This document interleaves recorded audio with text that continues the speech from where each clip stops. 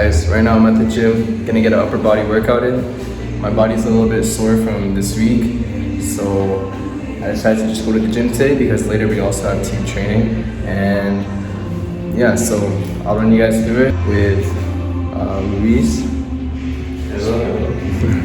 Yeah, we're just gonna get this done real quick, and yeah, I'll take you guys through it.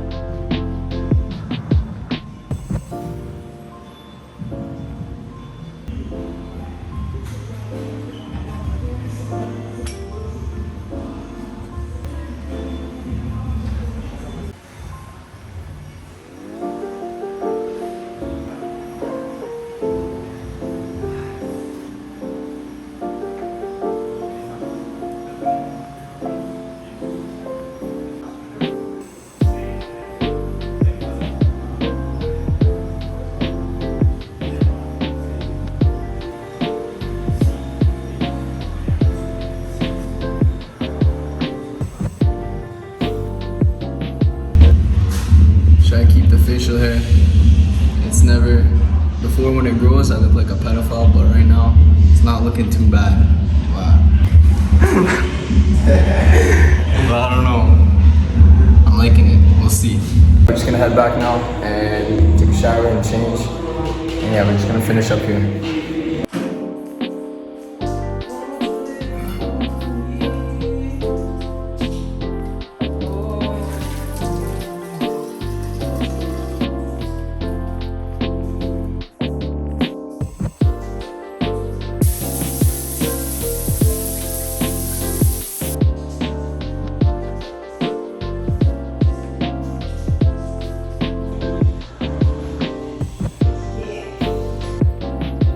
And his wife, Isa.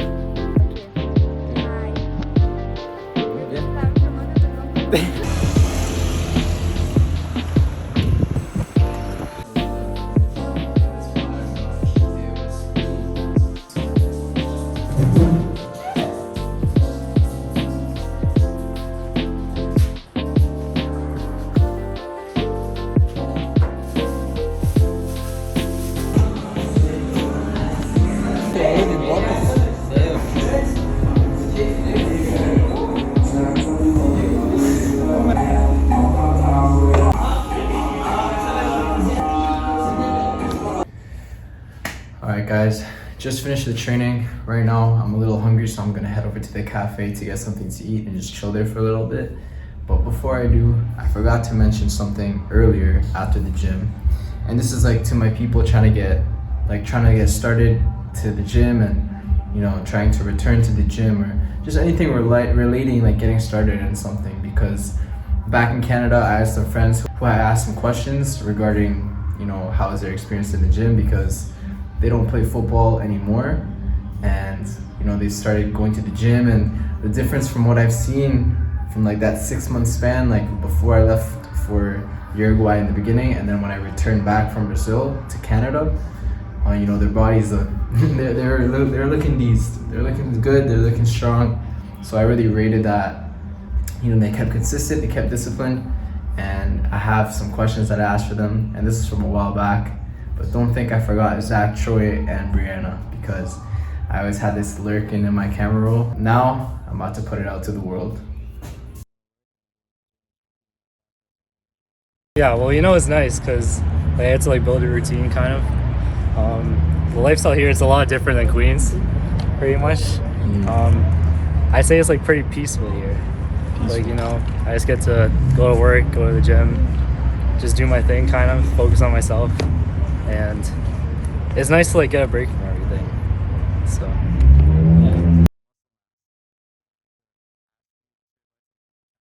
just gotta stay consistent. You know, you gotta go Monday to Fridays when I go. Gotta, even if you're tired, you gotta push yourself through it. I recommend going with like a partner, like somebody else, like a gym bro, because they push you through it even if you don't want to work out that day. They still make you grind. And a cheat code is take creatine. Builds muscle mass way faster. Okay, that.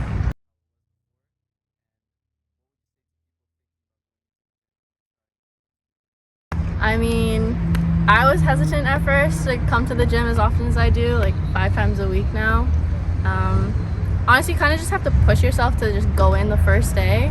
And I do recommend going with a partner or more than a partner or a group, honestly, because you don't feel as awkward because they're there with you and you're not scared with all the people around you. But my progress wise, I've seen a huge change, and like from the first time I started to now, I feel a lot more comfortable like to go and do something like on my own if my group is doing something I don't want to do. So I definitely would recommend just like pushing yourself to take that step outside of your comfort zone for sure.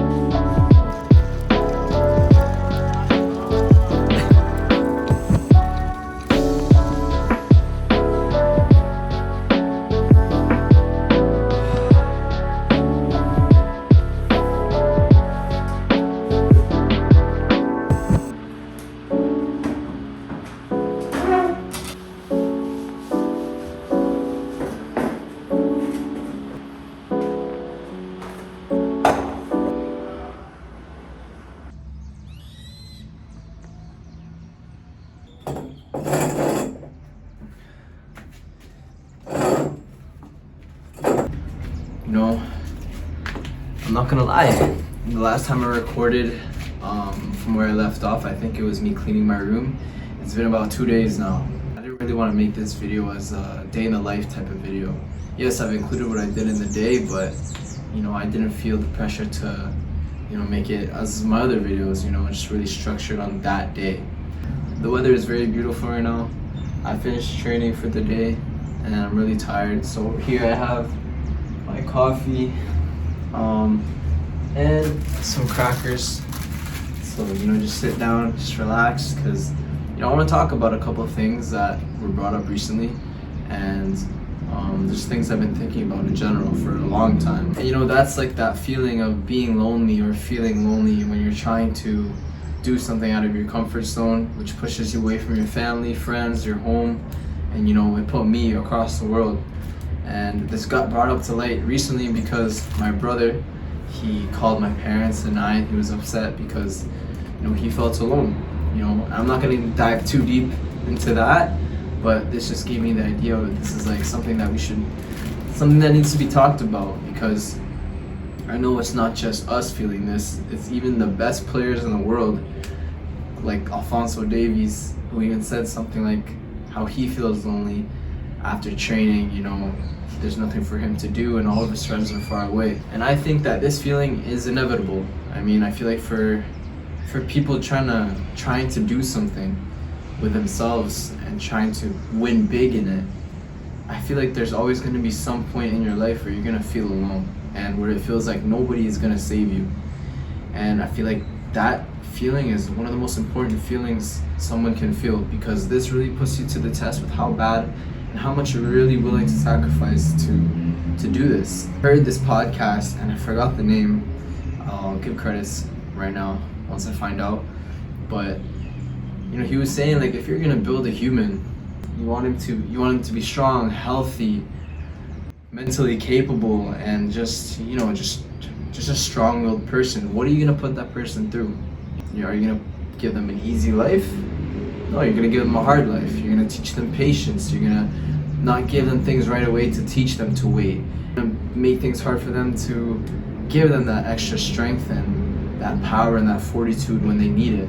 You know, because this is a very common feeling I have, and as well as my brother, and probably a lot of you as well. There were ways that I found helped me get through this feeling and through this, you know, feeling like I'm in a hole and feeling very alone, and yeah, just feeling like it's just me against the world. There were a couple things that really helped me, you know, understand and get through this. And I would say it's three things. The first one I'd say was productivity. The second one would be acceptance. And the third one I would say is God. You know, for me, I really focused on my religion and I really strengthened my relationship with God and Christ, and this really helped me. You know, productivity is a big thing, because why are you alone? Because you're doing things that are different from others. You know, not everyone's doing the same thing that you're doing, and so you're gonna find yourself in situations where you're by yourself. And what are you gonna do? You know, you sacrifice so much to put you in this type of situation. Are you gonna make the most out of it or no? You know, it's easier said than done.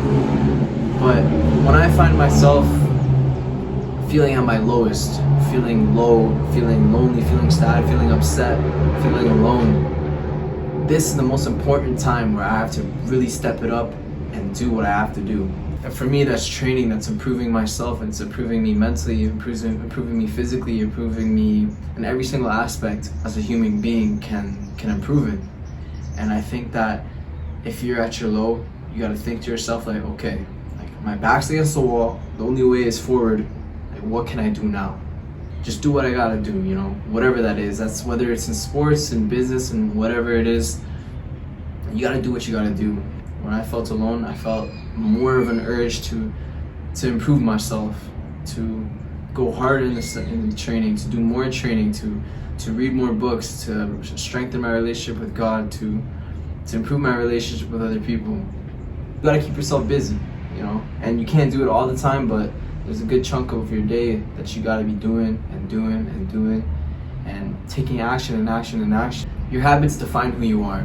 You know, another thing that's really helped me is, you know, acceptance, because you can't lie to yourself and say, no, I'm good, and just bottle up these feelings, you know.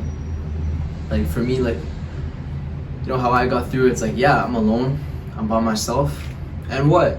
You know, I accept it, I'm feeling sad, and what? You know, you can't control how you feel. You can always control how you react, which ties into the productivity part. Accepting that this, like, I'm alone and I'm sad, it feels like life sucks. It probably does, but it's important that you understand what you're feeling. We're human. We're supposed to feel. When I feel lonely, you know, in a psychotic, or not a psychotic way, but in a crazy way, I think, and I smile and I'm happy. I'm like, you know, I'm glad I'm feeling this. You know, I'm glad I'm feeling that this emotion, this sadness, this loneliness, I'm accepting it because I am human and I'm allowed to be, you know. You have a good relationship back home with your family, your friends, your girlfriend, your loved ones, and you decide to leave miles and miles away.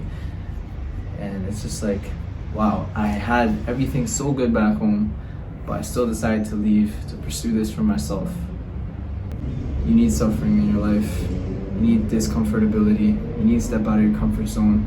You need to cry. You need to feel pain. You gotta feel alone.